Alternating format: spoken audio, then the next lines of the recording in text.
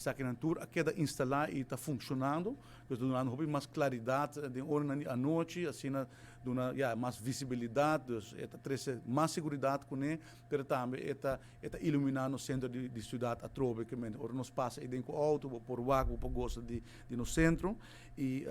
mirando feedback positivo com nossa área de diferentes comerciantes, nós para que sabe que ponto importante para o desenvolvimento do centro de Orange e nós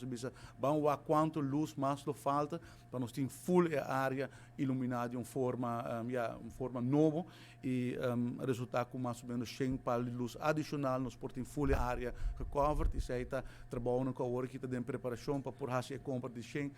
pal de luz adicional e assim cria uma cidade completamente iluminada. Assim tem que ter de preocupação com o comerciante não está mencionar from day one, com falta luz, mas tem mais claridade no centro de Orange. Então, esse é um projeto que está em preparação e lo sai pronto também para o princípio de ano, nós podemos começar com a instalação de 100 pal de luz adicional.